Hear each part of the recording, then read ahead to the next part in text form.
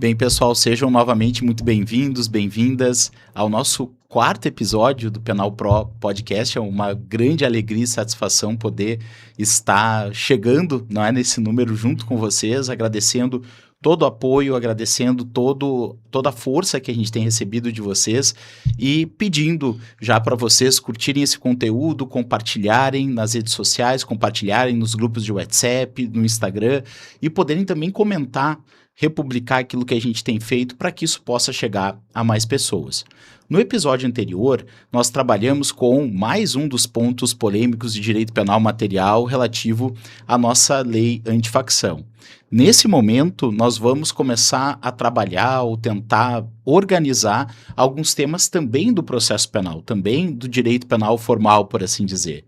E nesse contexto, um dos principais problemas, uma das principais questões polêmicas que existem dentro do nosso meio do processo penal é justamente saber qual é o limite da possibilidade de produção ou da capacidade instrutória do juiz. Afinal de contas, o juiz ele pode ter iniciativas dentro do processo, isso viola a estrutura acusatória do nosso processo penal, estrutura acusatória posta lá no artigo 129, inciso 1º da Constituição, e também no artigo 3A do nosso Código de Processo Penal. Pois bem, quando nós olhamos para a lei antifacção, nós percebemos que existem uma série de dispositivos nos quais essa capacidade, esses poderes instrutórios são atribuídos ao juiz. Um desses exemplos está justamente no artigo 9º, que coloca a possibilidade do juiz de ofício, não é mesmo, já trabalhar com as medidas assecuratórias necessárias para resguardar aquele patrimônio relativo à organização criminosa ultraviolenta. E nesse sentido, né, meu querido amigo Luiz Borre, eu te pergunto, o que tu pensas sobre essa possibilidade, como tu vês esses poderes instrutórios do juiz colocados na legislação antifacção e, se quiseres, também podes relacionar com aquilo que nós temos dentro do nosso sistema processual penal. Muito bom poder contar contigo novamente. Muito obrigado, professor Gustavo. Sempre uma satisfação, uma alegria estar aqui com o professor Walter, com a tua pessoa também. Lembrando que o professor Rafael não está conosco apenas de forma pontual e esporádica, mas retornará em breve. Bom, essa pergunta ela é muito interessante porque a gente não pode ler o que está na lei e fazer a interpretação dentro desse recorte único e exclusivo. Nós precisamos rememorar o que estabelece a Constituição. Tá? Então, a gente precisa dar um passo atrás para poder entender, bom, o que diz a Constituição em relação a esse tema. E o artigo 129, inciso 1, é onde nós temos ali o estabelecimento da prerrogativa do Ministério Público para oferecimento de denúncia. E é a partir desse dispositivo que toda a doutrina processual penal passou a compreender, né, a adoção, então, do sistema acusatório, ou seja, nós temos a separação entre aquilo que é a atribuição do juiz, aquilo que é a atribuição do Ministério Público. E isso é fundamental, né? Até para que não haja uma contaminação entre aquilo que o juiz tem que decidir e aquilo que é pedido a ele para ser decidido. E o que gera, então, preocupação nesse dispositivo à luz do que a gente tem na Constituição. Então, começa o juiz de ofício. Isso já é problemático. Mas a situação ela é mais assustadora quando a gente chega ao final do dispositivo, porque ao final se permite uma atuação de ofício do juiz no curso da investigação.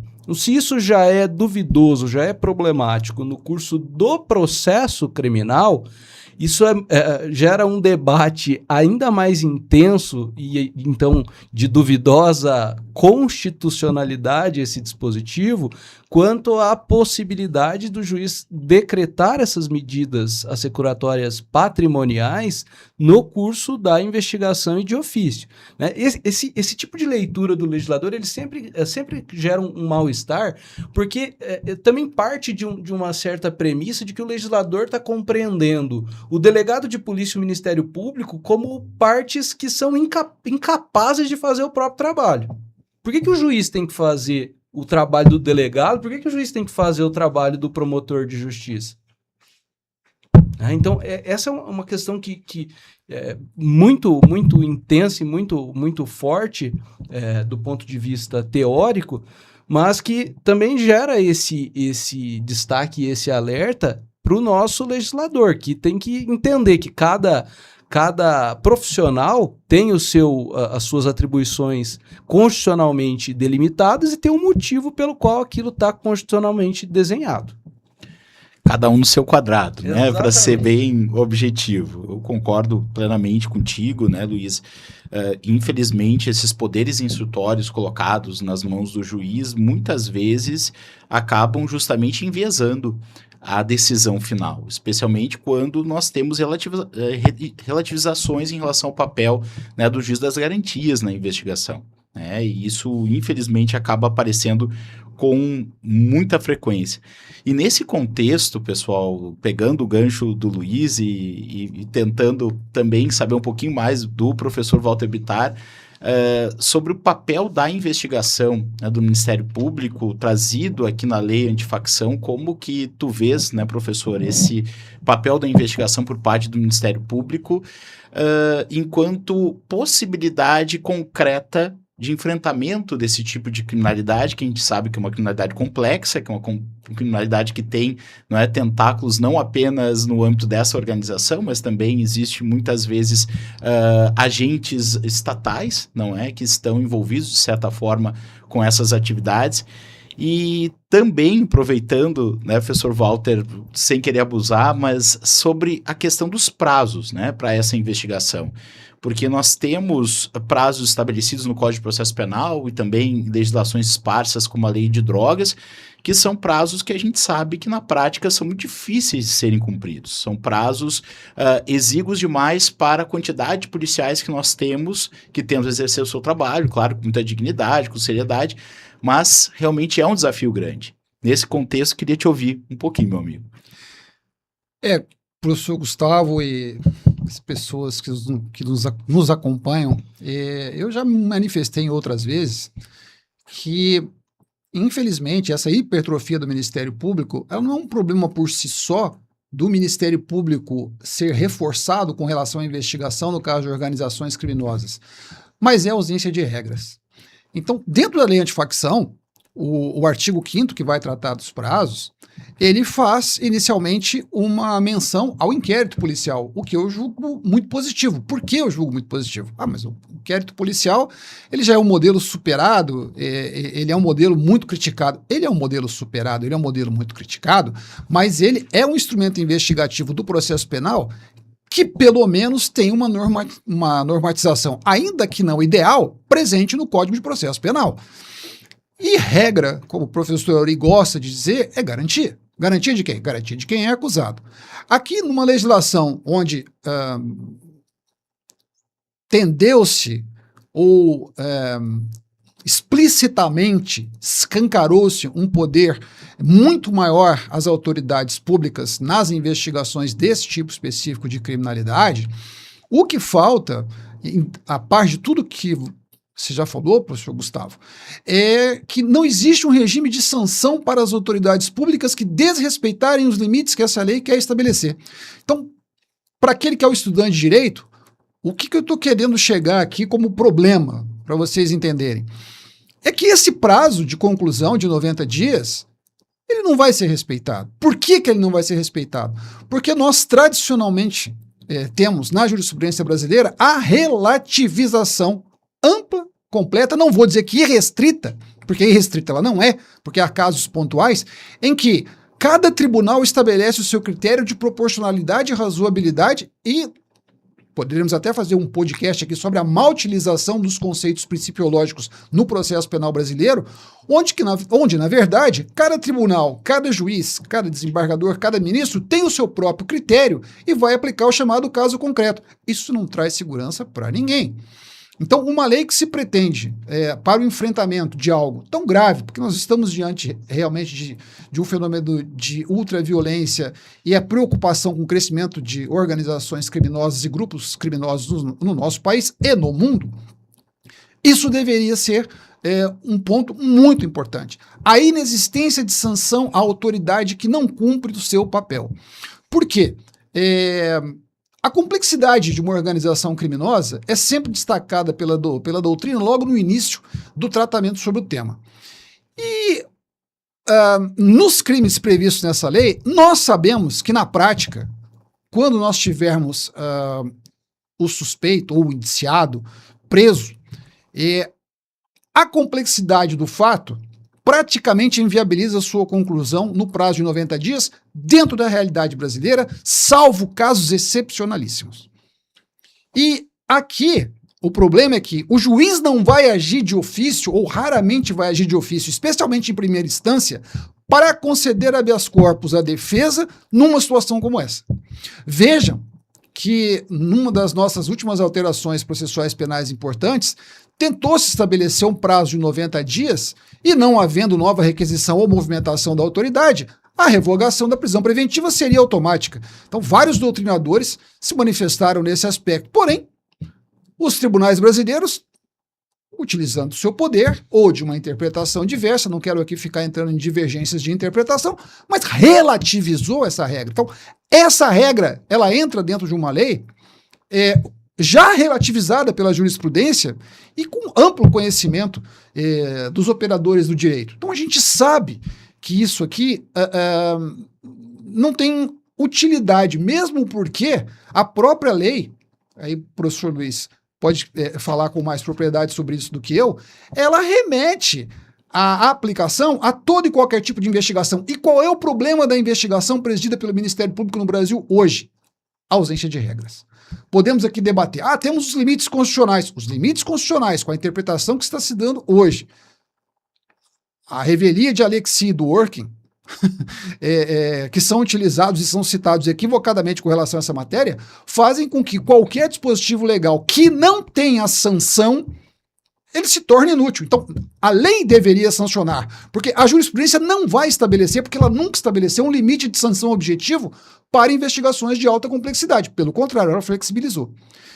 Então, esse ponto, Gustavo, embora você tenha iniciado a discussão numa vertente um pouco diferente, é o que mais me preocupa e é o que, no aspecto prático, é o que vai gerar a maioria dos problemas. Professor Walter, só para pegar um gancho aqui, então, lá quando a gente teve o pacote anticrime, 13.964 de 2019, houve de fato essa tentativa de fixar o prazo de 90 dias e houve um caso famoso que um ministro do Supremo, ministro Marco Aurélio, à época, chegou a conceder uma liminar e até se utilizando de um procedimento, digamos assim, um pouco fora da normalidade, o Ministério Público conseguiu uma suspensão de liminar em que o presidente do Supremo suspendeu a liminar do ministro Marco Aurélio.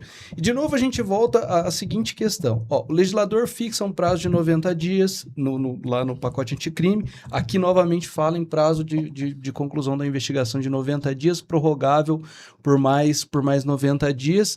E o que acaba sempre me chamando a atenção nesse sentido é que, de alguma forma, ao o legislador prever que não tem sanção para o descumprimento desse prazo, é que, na verdade, ele traz uma mera recomendação. Então, ele não traz um dispositivo normativo que impõe algo às autoridades. Ele traz uma simples recomendação. Talvez um dia a gente faça uma defesa de um cliente que a gente sustente a seguinte tese. Então, Excelência, o meu cliente entendeu que isso aqui era uma mera recomendação, por isso ele não cumpriu. Eu estou, obviamente, aqui sendo irônico e só apontando como isso é esdrúxulo, porque não faz o menor sentido você estabelecer uma regra e logo na sequência dizer que aquela regra não tem sanção para ela. E nesse marco normativo a gente vai ter duas situações interessantes. O artigo 5º, lá no parágrafo 4º, dizendo então o descumprimento do prazo não tem consequência, e no artigo 6º nós temos de novo o parágrafo 5º dizendo o eventual descumprimento do disposto neste artigo não gera nulidade. Quer dizer, então, para que está previsto? Isso é uma questão importantíssima, né, que vocês estão trazendo e esse caso, me permiti pesquisar rapidamente aqui para confirmar, mas eu me recordo desse caso. Esse caso aconteceu na nossa região, né, ele teve implicações na nossa região, que foi o caso do André do Rap, um traficante que teria vinculações com facções criminosas e que estaria fugindo para o Paraguai a partir do aeroporto, né, de Maringá. E o Marco Aurélio, né, o ministro Marco Aurélio, acabou decretando a liminar em habeas corpus justamente porque nós tínhamos o pacote anticrime vigente há pouco tempo. E na Lei 3.964 se alterou o artigo 316 do Código de Processo Penal para estabelecer no parágrafo único a seguinte medida, a seguinte normatização.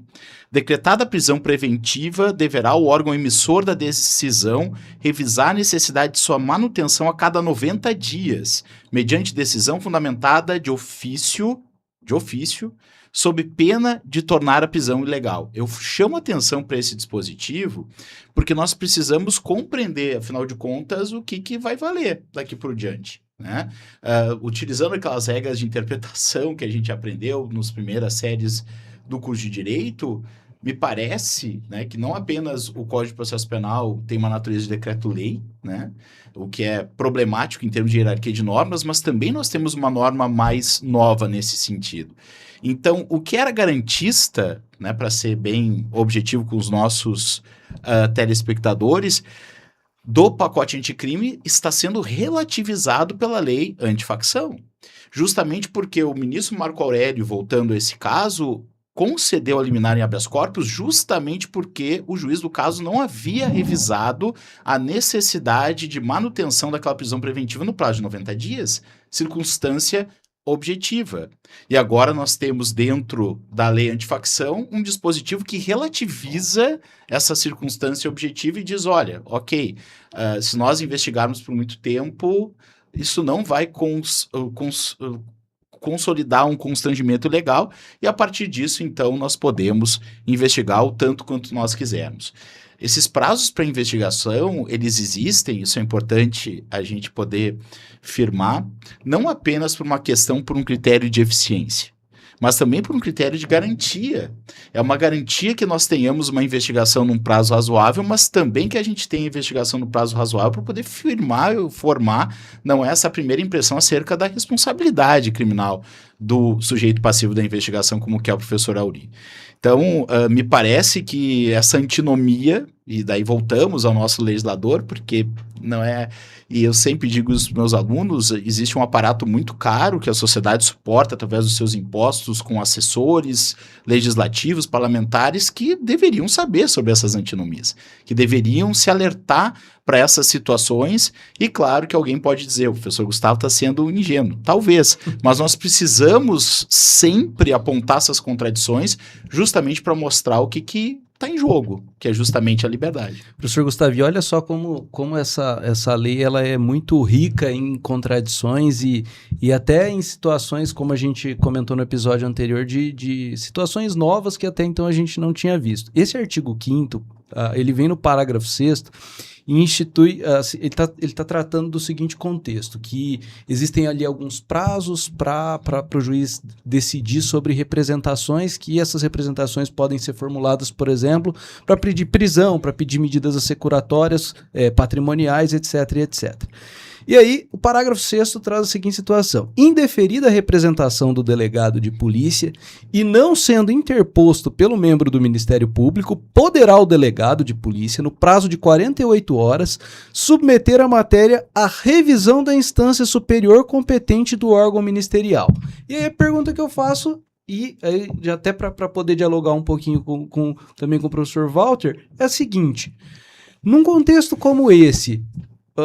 terminou o prazo do Ministério Público. O delegado vai e submete ao órgão superior do Ministério Público. Reabre o prazo processual do Ministério Público para interpor o recurso? Em tese, eu entendo que não. Mas eu temo que os primeiros julgados, porque nós ainda não temos, eles vão flexibilizar mais uma vez essa situação, permitindo e fazendo uma espécie de tratamento privilegiado ao Ministério Público, que historicamente é o que tem acontecido. Ou seja, é o fim da preclusão temporal daí. Mas eu estava aguardando você terminar, Luiz, porque tem outro problema aqui. Se nós pegarmos o artigo 7º, ele vai dizer o seguinte, nos casos em que as condutas previstas nesta lei apresentem caráter transnacional, então, ou seja, quando nós estivermos no âmbito de transnacionalidade ou envolvimento de cooperação de organização estrangeira, certo? A União, por meio de seus órgãos competentes, ela poderá celebrar e executar acordos de cooperação internacional policial ou de inteligência. Aí vem o problema. E eu vou dizer por que eu acho um problema. Observados os tratados, as convenções e os princípios de reciprocidade para fins de investigação, de persecução penal, de extradição, de recuperação de ativos e de combate à criminalidade organizada de alcance internacional. Muito bem, muito bonito. Agora, infelizmente o Brasil não tem obtido êxito em demandas em tribunais internacionais com relação ao desrespeito de tratados dos quais nós somos signatários. E essa questão de que essa regra, ela não se sobrepõe, essa norma não se sobreporia à própria Constituição, porque se trataria de um controle, especialmente aqui com relação à convenção de convencionalidade, isso muda quando a norma explicitamente ela faz essa referência. E nós sabemos, por exemplo, que o nosso sistema carcerário ele viola a dignidade humana, infelizmente, na grande maioria dos presídios. Eu digo isso porque eu vejo que alguns presídios no Brasil, eles ainda mantêm uma dignidade do seu sistema carcerário, mas essa não é a realidade do país inteiro.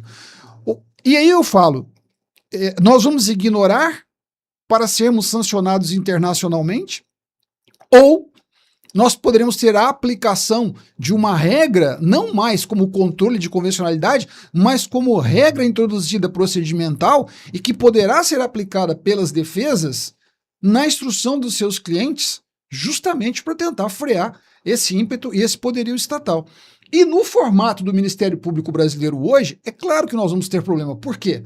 Porque se, por exemplo, no ambiente norte-americano, em outros, eu posso responsabilizar civilmente o Ministério Público, aqui no Brasil, infelizmente, essa não é a nossa realidade. É claro que alguém pode dizer, não, em tese isso é possível, mas até mesmo a jurisprudência já estabeleceu que você primeiro tem que processar o Estado, para depois o Estado se entender cabível processar o Ministério Público, com uma responsabilidade que até hoje eu não vi ser realmente, como eu vou dizer, protegida por meio, especialmente, de indenizações proporcionais, e eu estou me referindo aqui a situações de investigações ao arrepio da lei, a processos ao arrepio da lei, em situações onde inocentes são acusados fora dos regramentos procedimentais que nós conhecemos. Então, a aplicação do artigo 7º, somado ao que você está falando, Luiz, ela me deixa mais uma preocupação. Não exatamente na forma como você abordou o problema, mas tem essa abertura. E eu penso, obviamente, o Brasil é um país que tem uma advocacia muito qualificada. Dentro dessa situação legal, é o maior âmbito de fragilidade em termos de preparação, administração, instrumentalização para a aplicação de uma lei que tem no seu bojo, na sua raiz, a intenção de exercer um maior punitivismo, uma coerção maior sobre aqueles que querem instituir um Estado paralelo por meio de organizações criminosas ultraviolentas.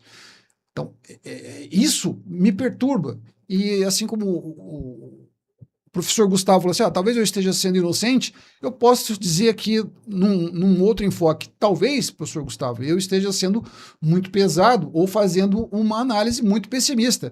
Mas já com o tempo de academia, o tempo de advocacia, conhecendo as grandes operações do país, porque trabalhei em várias delas, eu não vejo como isso não vai acontecer. E, para além das nossas preocupações dogmáticas, é uma preocupação política e também de ordem internacional. Excelente, sempre uma alegria, né, poder recebê-los e também poder dialogar e aprender, né, com os nossos queridos amigos e amigas. Nós vamos, né, pessoal, a partir desse momento, então, encerrar o nosso 4º episódio do nosso Penal Pro Podcast. Logo voltamos com o nosso 5º episódio. Sigam, por favor, o nosso perfil no Instagram, nas redes sociais, estão todos aqui na descrição, né, do nosso vídeo. Curtam, compartilhem, republiquem, engajem para que a gente possa, né, cada vez mais gravar novos episódios e levar informações para outros colegas que estão, né, aí também preocupados com tantos problemas, com tantas questões que a gente tem apontado. Até a próxima.